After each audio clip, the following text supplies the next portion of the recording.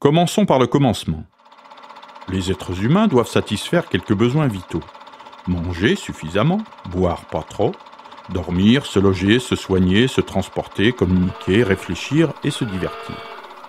Mais aussi s'informer sur les autres, sur sa planète, faire respecter sa dignité d'homme, de femme ou d'enfant, bref, faire fonctionner son intelligence, sa sensibilité et son imagination. Notre petit camarade humain étant par définition un animal social, des idées comme la liberté, l'égalité, la fraternité sont apparues. Pour les mettre en pratique, il a créé la démocratie, les lois, le Parlement et le suffrage universel. À chaque grande catastrophe humaine, il se disait « Promis, on ne recommencera plus ». Après la dernière, pour essayer d'avoir la paix, il a inventé l'ONU, le marché commun européen. Et comme les échanges internationaux montaient en puissance, il a voulu réglementer le commerce mondial. Au départ, celui des marchandises, mais plus le temps passait, plus les services prenaient de l'importance.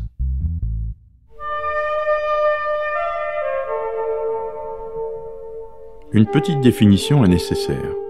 Le terme service recouvre toute la partie de l'activité économique qui ne concerne pas la production d'objets matériels, mais celle de l'apport direct au consommateur d'une prestation utile.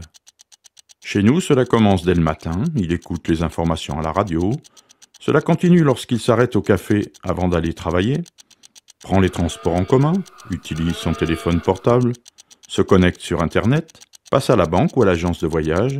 Toutes ces activités sont des services. Il faut avoir à l'esprit que dans un pays comme la France, c'est vrai pour la plupart des pays européens, plus des 2/3, 70% de l'économie est dans le domaine des services.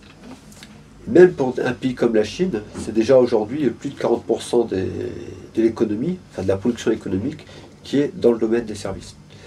Donc c'est quelque chose d'extrêmement important qui présente d'énormes possibilités de profit pour les entreprises. C'est pour favoriser cela qu'a été mise en place la GCS, l'accord général sur le commerce des services. C'est un des accords fondateurs de l'Organisation mondiale du commerce. Son but, clairement énoncé dans l'article 19, est d'ouvrir le secteur des services à la concurrence la plus absolue. En termes officiels, élever progressivement le niveau de libéralisation du commerce des services. Il apparaît légitime que un certain nombre de services qui font l'objet de commerce international puissent être ouverts.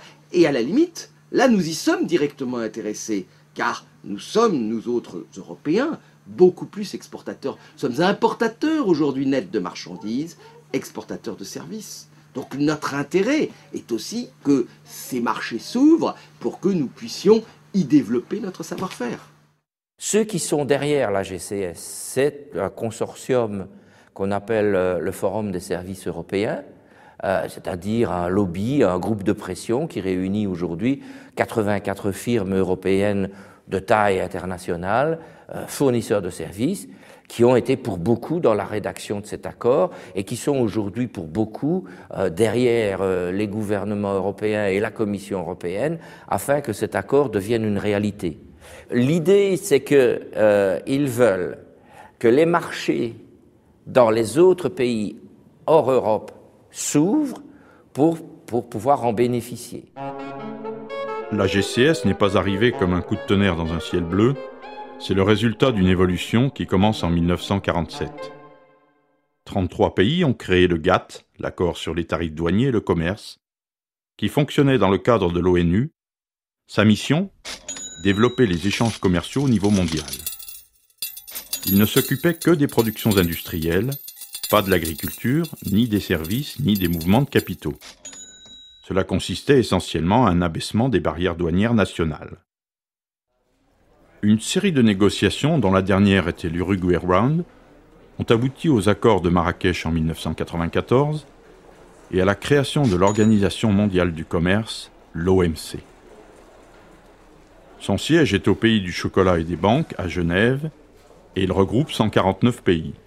Entre le GATT et l'OMC, la grande différence, c'est que l'OMC s'occupe aussi de la question agricole, s'occupe aussi des services, s'occupe aussi de l'investissement direct, c'est-à-dire du droit aux entreprises d'aller s'implanter dans les pays étrangers. et s'occupe même du mouvement des travailleurs à travers la planète.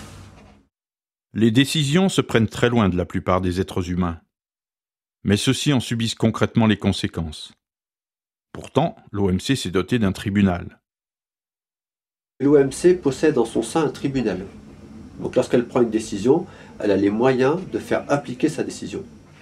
Ce que n'a pas l'ONU, par exemple. L'ONU n'a pas de pouvoir judiciaire. Des exemples récents, il y en a un très célèbre qui a été, dont le jugement d'appel a été rendu début mars 2005, c'est la condamnation du système cotonnier américain sur la base d'une plainte du Brésil.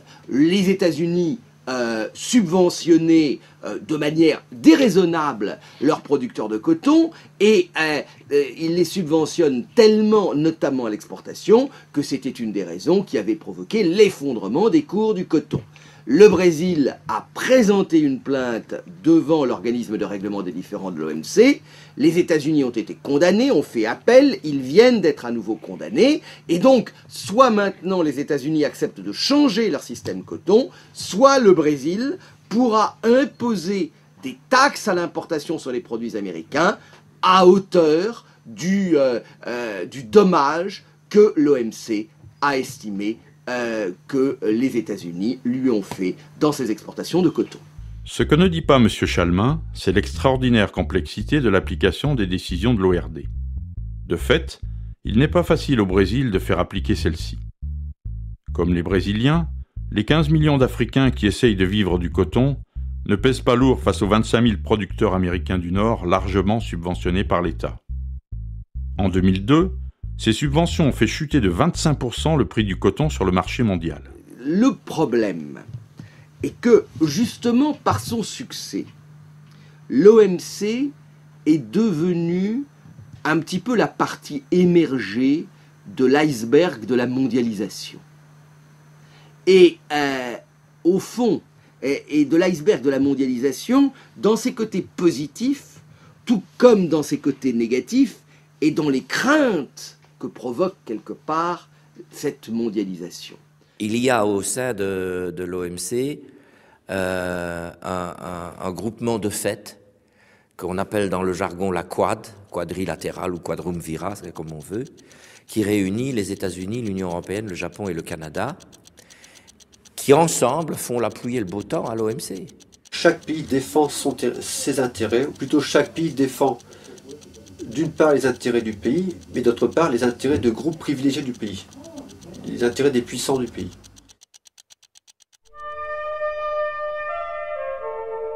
Cela n'est pas simple, mais quelques êtres humains ont décrypté les mécanismes que l'OMC a mis en place pour faire fonctionner la GCS. Chaque État a été obligé de faire ce qu'on appelle des demandes et des offres. Des demandes, c'est chaque pays qui dit à chacun des autres pays de l'OMC « Voici la liste des services que je vais voir libéralisés chez vous ». Et puis, une autre chose qui a été demandée et obtenue par l'Union européenne, c'est que chaque pays soit obligé de présenter des listes des services qu'il est disposé à libéraliser chez lui. Ce sont les offres. Il n'y aura pas de proposition de l'Europe d'ouvrir en aucune manière, au cours du cycle de négociation qui a démarré il y a quelques années, ni l'éducation, ni la santé, ni la culture. De toute façon, ce qui ne sera pas libéralisé dans cet accord pourra l'être dans un suivant, puisqu'il est dit dans la GCS que l'objectif de cet accord est d'aller par une succession de négociations vers la libéralisation de tous les secteurs, de tous les services. Bref, à part l'armée, la justice, la police et le fisc, tous les besoins humains les plus fondamentaux sont voués à devenir des marchandises. Mais tout ça dans une grande confidentialité. Ces accords qui sont pourtant révolutionnaires dans la mesure où ils organisent une autre société, n'ont pas fait l'objet d'un débat public, n'ont même pas fait l'objet d'un véritable débat politique. L'accord a été ratifié dans la plus grande manière démocratique, c'est-à-dire par l'Assemblée nationale et le Sénat. Vous croyez que les députés ont lu le texte de la GCS ? Alors serais-je méchant, mais est-ce que vous croyez que les députés lisent toutes les lois qu'ils signent ? Mais à ce moment-là, vous remettez en cause le principe de la démocratie. Les élus n'ont pu intervenir qu'a posteriori, une fois que c'était négocié, une fois que c'était signé, que chacun des États signataires avait engagé son nom, sa parole, et il ne fallait plus que ratifier. Pourquoi tant de secrets? Pourquoi ne pas jouer le jeu de la transparence? Alors, Monsieur Laby, est-ce que la Commission, est-ce que vous avez des choses à cacher sur cette négociation? Eh bien non. Non, franchement non. Quiconque suit de près ce que je fais à la Commission européenne dans ce domaine accède à nos sites web qui sont ceux de la Commission et ceux des services que je dirige. On a un accord qui a été signé en 1994, qui est entré en vigueur en 1995, mais dont la mise en œuvre est à venir. Donc il y a le plus horrible est virtuel encore. Donc ça c'est beaucoup plus difficile de faire comprendre aux citoyens, aux élus, les dangers qui se trouvent dans la GCS. Et pourtant, ils sont là parce qu'ils sont dans un texte qui a toute sa force juridique.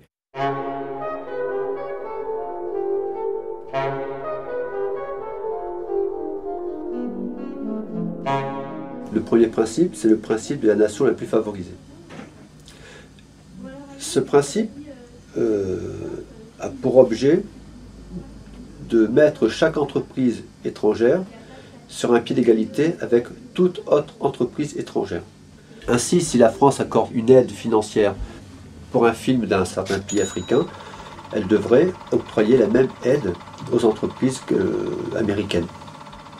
Et cela en proportion de la taille de l'entreprise, de son chiffre d'affaires.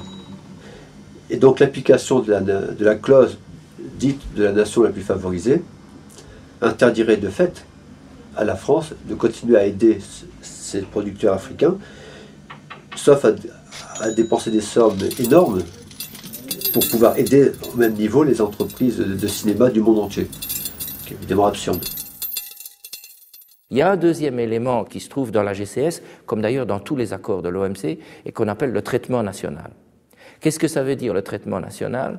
Bien, ça veut dire que à partir du moment où il a engagé dans un processus de libéralisation au titre de la GCS un secteur donné, l'État qui a engagé ce secteur doit accorder à tous les fournisseurs de services de ce secteur le même traitement que celui qu'il accorde à son propre fournisseur.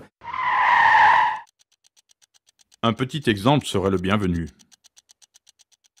Imaginons que l'enseignement universitaire soit engagé dans un processus de libéralisation.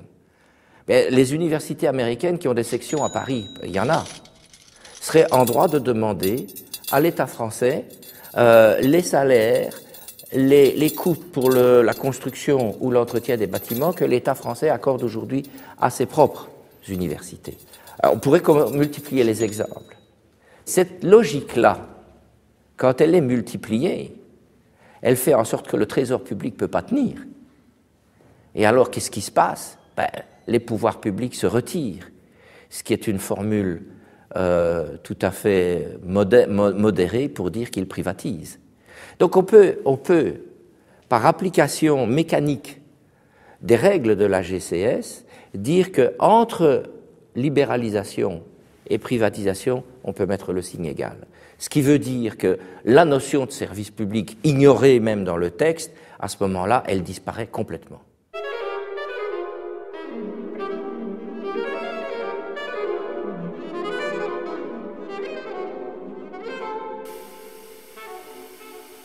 En 2003, les rares êtres humains qui regardaient les informations françaises à la télévision pouvaient voir, entre autres, ceci.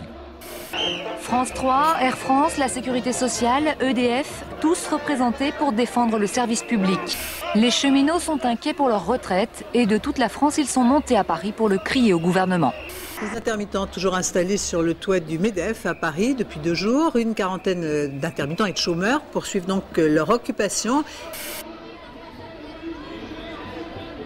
Quelques agitateurs sans scrupules perturbaient la paisible et harmonieuse marche du monde.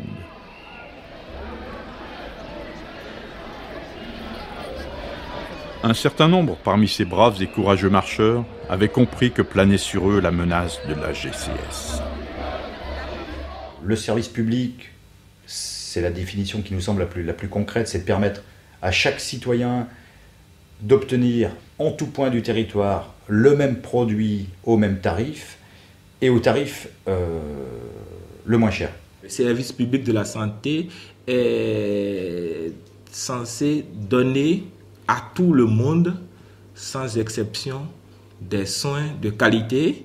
Pour nous, l'éducation nationale est un service public dans la mesure où c'est un système qui offre un accès à la culture, à l'éducation, à la connaissance, à l'ensemble des enfants. C'est ça un service public, mais on n'y est pas là. Il faut bien se rendre compte que dans nombre de pays du monde, le statut des services publics est marqué au coin, enfin non pas leur statut, le fonctionnement des services publics est marqué au point d'une inefficacité telle qu'un rien de concurrence ne serait pas mauvais et que cette concurrence peut venir de l'extérieur. Actuellement, on est en train de faire répandre l'idée que le privé coûte moins cher que le public pour pouvoir laisser la voie libre au privé. L'ouverture des marchés de services peut se faire si tel ou tel membre de l'OMC, en l'occurrence l'Europe comme un bloc, décide d'ouvrir son marché de services. C'est une décision qui nous appartient, qui n'a rien à voir avec la privatisation. C'est un tout autre sujet. On peut avoir un marché ouvert avec des entreprises publiques, on peut avoir un marché fermé avec des entreprises privées. L'ouverture et la privatisation sont deux choses différentes. Et j'ai toujours dit, et je vous redis ce soir très franchement, que en matière de services publics, tout ce qui touche éducation, santé, culture, l'Europe ne fera pas de proposition de l'ouverture de son marché à l'international. Ces propos semblent rassurants, mais dans les faits, il se passe tout autre chose. Les entreprises vont devenir des partenaires financiers. On a un exemple, par exemple, sur l'Académie de Créteil. Le 30 septembre 2002, l'entreprise Citroën d'Aulnay avait convié le recteur de l'Académie de Créteil pour signer un contrat. Le recrutement de 1800 jeunes bac pro, maintenance automobile, le don aux établissements scolaires, lycées professionnels, lycées techniques, CFA, de 353 modèles C3, sans compter 50 Citroën C8 bourrés d'électronique destinés au BTS. Ce qu'il ne dit pas, c'est quelle est la contrepartie. C'est 1800 jeunes qui vont être embauchés, tant mieux pour eux, par Citroën. Comment on va les former ? Est-ce qu'on va les former, par exemple, à une culture générale ? On va faire quelque chose où finalement c'est l'entreprise qui va dicter à la fois les contenus de l'enseignement, les contenus de formation et les contenus comportementaux. Dans ce monde-là, même une entreprise publique, même une entreprise mutuelle ou associative ou coopérative, prend plus ou moins, et plutôt plus qu'au moins, la nature de l'entreprise capitaliste. Parce que pour se battre contre une entreprise capitaliste qui n'a pas de mission noble ou politique, les autres entreprises, publiques, coopératives, etc., sont amenées à abaisser leurs exigences concernant les missions les plus nobles.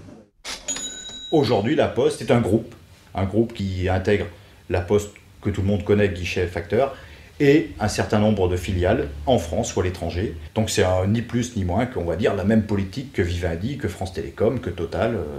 Par exemple, on sait que la Poste française est très intéressée et a demandé d'ailleurs la mise en bourse de la Poste grecque.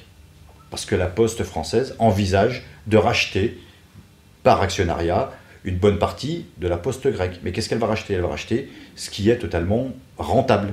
Elle va se comporter comme un actionnaire, quel qu'il soit, qui rachètera ce qui est rentable et laissera tomber les missions de service public du côté grec. Les responsables de la Poste que j'ai rencontrés me disent « Mais oui, mais vous comprenez bien, il y a des bureaux de poste où il n'y a personne. » Je dis « Mais quand je viens à l'USAS, moi, il y a toujours quelqu'un. » « Oui, mais c'est une personne qui passe 1 heure le matin pour acheter un timbre et 1 heure l'après-midi pour acheter un deuxième timbre. Donc, c'est pas rentable. » Oui, mais d'accord, mais si le gars est à la Poste, c'est que pour lui, c'est utile. Je ne vois pas une boîte privée aller distribuer tous les jours du courrier en zone rurale. Je ne vois pas une boîte privée aller faire les 3 km qui séparent la route du chemin de terre pour aller chez le paysan qui habite au fin fond de son champ, aller distribuer le courrier tous les jours. La Poste me dit « Oui, mais vous vous rendez compte, il y a des gens qui font exprès d'être abonnés au journal pour avoir la visite du facteur tous les jours. » Donc ça va pas, l'air de dire c'est malhonnête, vous vous rendez compte? Moi je réponds, ben oui mais d'accord, mais c'est que c'est utile, si le gars il s'abonne au journal pour avoir la visite du facteur, c'est que c'est utile, c'est que ça rompt l'isolement, c'est que c'est un système de sécurité. Il devrait rester à peu près à terme d'ici, et à terme c'est peu, c'est 2007, il devrait rester environ 6000 bureaux de poste, le reste étant des points poste chez le buraliste, chez le boucher, dans tous les endroits où le bureau de poste est jugé non rentable. Moi je veux bien entendre le discours de rentabilité, mais la société elle est perdante. Si le petit vieux n'a plus de visite chez lui, qui n'est pas tranquille et qu'il est inquiet pour sa santé, ou il sera dans une maison de retraite, il sera à l'hôpital, donc ça ne sera pas mieux et la société sera perdante. Voilà le résultat. La GCS vise le démantèlement des services publics et de plus, il gère la circulation des travailleurs sans le moindre respect humain. Les ressortissants des pays pauvres vont travailler dans les pays riches avec des contrats et des salaires de leur pays d'origine, et les pays qui les accueillent en profitent pour tirer les protections sociales vers le bas. La GCS, c'est généraliser une pratique qui existe déjà dans certains domaines, comme les transports routiers ou la marine marchande. Tiens, comme c'est curieux, ça ne vous rappelle pas quelque chose? La directive Bolkestein, bon sang mais c'est bien sûr.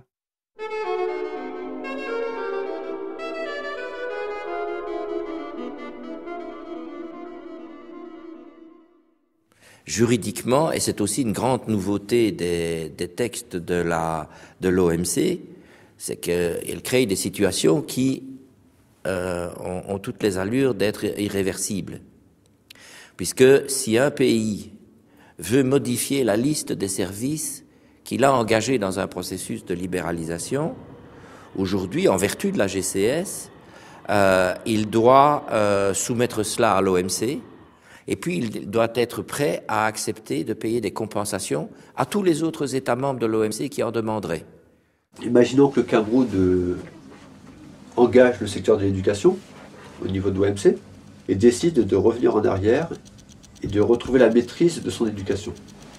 Les États-Unis auraient fourni des services d'enseignement supérieur au Cameroun, seraient mécontents, disent ce désengagement a un coût de telle hauteur. Donc nous demandons au Cameroun d'ouvrir un autre secteur dans lequel nous, Américains, on est compétents, qui nous permettent de récupérer une somme équivalente, par exemple dans le secteur de la santé. Mais cette ouverture ne devrait pas se faire que vers les États-Unis. La France aurait fourni de l'enseignement supérieur aussi, et un peu d'enseignement secondaire. Donc elle demanderait au Cameroun d'ouvrir un autre secteur. Et comme ça, au final, le Cameroun aurait refermé un secteur qui pour lui représenterait, mettons, 10 milliards d'euros. Et en compensation, il devrait ouvrir un secteur peut-être de 30, 40 ou 50 milliards d'euros. Ce qui fait qu'on en arrive à la conclusion que les engagements sont quasiment irréversibles. Alors, il est toujours possible de refuser la compensation. Dans ce cas-là, eh bien, les pays qui se considèrent comme désavantagés attaquent devant l'ORD. Et donc là, on tombe sur un système de compensation financière qui, pour un pays comme le Cameroun, sont totalement inimaginables. Parce qu'il n'y a que les pays riches, puissants financièrement, Chine, Union européenne, États-Unis, etc., qui sont capables de supporter des compensations financières face à une telle situation. Vendre les services publics en créant une espèce de justice internationale qui ensuite rendrait le processus irréversible en le cloisonnant et en faisant peser des menaces d'amende et de charges financières colossales si on revenait sur cet engagement pris par les dirigeants. C'est vraiment un argument fort pour faire peur à tout le monde, pour en fait annihiler tout sentiment, toute volonté de révolte. Une fois que les États sont engagés, de toute façon on ne pourra plus rien y faire. Le problème est quand même plus ouvert que cela, dans la mesure où toute œuvre humaine peut être modifiée, corrigée ou abrogée. Et l'accord général sur le commerce des services, comme toutes les règles de l'OMC, sont des œuvres humaines qui résultent d'un choix politique, d'une volonté politique. Il n'y a pas de fatalité là-dedans. En septembre 2003, lors de la conférence ministérielle de l'OMC à Cancun, 21 pays émergents menés par l'Inde, le Brésil et la Chine se sont unis pour tenir tête aux États-Unis et à l'Union européenne. Bilan, Aucun accord n'a été trouvé et les négociations ont été bloquées. C'est un sérieux échec pour tout le monde parce que tout le monde aurait pu gagner ici, les riches, les moins riches, les pauvres, et tout le monde a perdu, les pauvres, les moins riches et les riches. Les tenants du libéralisme, je parle là des grands lobbies, des grandes puissances économiques qui dominent la planète, sont absolument furieux de voir qu'ils n'ont pas pu imposer leur volonté à Cancun. Grâce à la résistance très courageuse des pays du Sud, on a gagné du temps. Il s'est passé l'improbable, un sursaut de dignité qui fait que ces pays ont dit « bon, on n'a plus rien à perdre ». Donc tout a gagné et ils ont dit « nous sommes repartis les mains vides mais la tête haute ». Donc l'OMC après Cancun est très fortement discrédité. La résistance apparaît sur d'autres terrains. La guerre de l'eau à Cochabamba en Bolivie en est un exemple. En 1999, le consortium Aguas del Tunari prend le contrôle de la gestion de l'eau et double son prix. La population réagit et après plusieurs semaines d'émeutes et un mort, le gouvernement cède et rend la gestion de l'eau à la municipalité de Cochabamba. L'OMC est condamné à devoir être profondément modifié ou à disparaître pour laisser place à autre chose. La planète et l'humanité ne pourront pas s'adapter à ce projet libéral. Il aborde les choses avec une simplicité, avec une vision du monde qui est qui ne tient pas compte de la complexité du monde, qui ne tient pas compte des diversités humaines, des diversités des sociétés, et qui est amené à rencontrer de plus en plus de résistances aiguës, fortes, et donc qui contient dans sa propre écriture déjà son destin. Donc, quelle serait la situation si, par exemple, à la suite de pressions populaires, des gouvernements en venaient à demander la révision de la GCS ou la suspension des négociations sur sa mise en œuvre, ce qui serait, de mon point de vue, la première étape. On serait là dans une situation inédite. Je crois que c'est d'abord et avant tout un problème de volonté politique. D'où le rôle des quelques élus, les municipalités aussi, qui ont passé des motions se déclarant hors AGCS. L'appel des élus du 3 décembre 2002 a quand même recueilli maintenant beaucoup de signatures. Ça commence à frémir. Ça ouvre le débat et ça fait prendre conscience. Et quand on a pris la délibération, donc au conseil municipal, il y avait 2-3 personnes qui nous ont interrogés là-dessus, sur qu'est-ce que c'est la GCS, quelle est l'utilité pour une ville de faire ce genre de démarche. Donc ça, c'est une question intéressante. Ce sont des élus, des conseils municipaux qui déclarent solennellement qu'ils refusent par avance à ce que les services d'intérêt essentiel soient privatisés sous prétexte que c'est négocié à l'OMC, que c'est négocié à leur insu. Le jour où on pourra dresser une carte des zones non AGCS en France, et je l'espère en Europe, et qu'il apparaîtra que des portions significatives du territoire national ou du territoire européen se sont déclarées zones AGCS, on n'est plus dans le symbole. Il y a un vrai problème politique à partir de ce moment-là. Un peu partout dans le monde, on voit apparaître des foyers de résistance à la GCS. Des mouvements sociaux comme celui des intermittents du spectacle en France en font partie. Le mouvement des intermittents, il était valable que s'il faisait modèle, exemple, que s'il devenait lui-même un outil pour d'autres personnes de la société civile qui, à nouveau, auraient besoin de se battre contre un règlement abusif ou surtout un règlement qui ne serait pas élaboré à plusieurs, mais qui tomberait comme ça.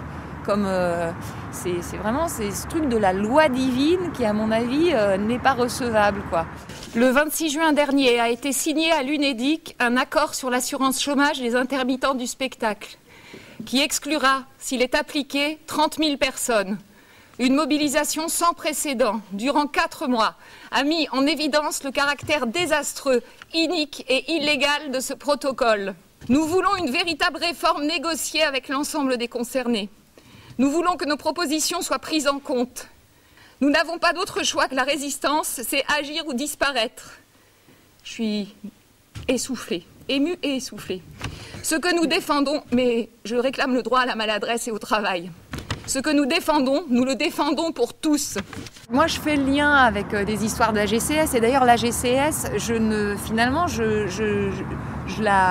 commence à percevoir ce que ça représente à travers mon engagement sur la question du protocole du 26 juin. Une des formes de résistance, c'est d'expliquer aux gens. C'est-à-dire, l'éducation populaire, c'est une forme de résistance, je pense. Là, je donne mon avis strictement personnel. C'est une forme de résistance à la démarche qui est concomitante d'ailleurs à la destruction du service public, qui est de faire de l'individu quelqu'un de complètement idiot qu'on peut manœuvrer comme on veut. Donc lui donner la possibilité de ne pas être manœuvré et de comprendre ce qui se passe, c'est aussi un acte de résistance.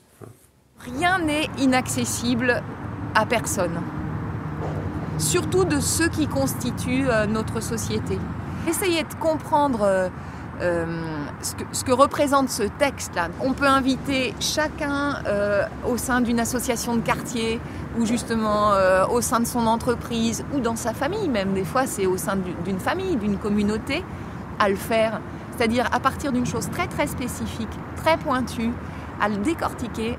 On va vraiment essayer de comprendre ce que ça représente et à partir de là, on peut faire des nouvelles propositions. Il faut que les citoyens comprennent pour certains qu'il faut arrêter de consommer le politique, pour d'autres qu'ils ont la possibilité, voire le devoir d'agir sur les décisions qui sont prises. Mais quand je dis d'agir, c'est pas dire je ne suis pas d'accord, c'est de construire ensemble.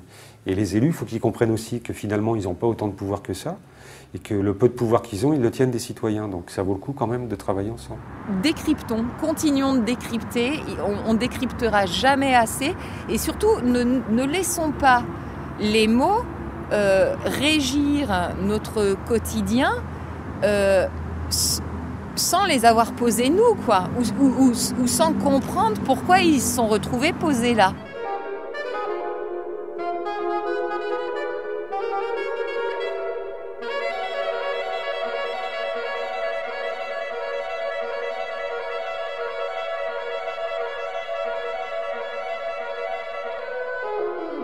Il faut accepter que les idées circulent, qu'il y a des niveaux d'information différents, qu'il y a des compétences différentes et que en fait c'est la rencontre, c'est le temps qui est pris pour faire se rencontrer toutes ces choses-là qui va faire émerger quelque chose d'un peu nouveau, quelque chose d'un peu enthousiasmant, d'un peu vivant, quoi.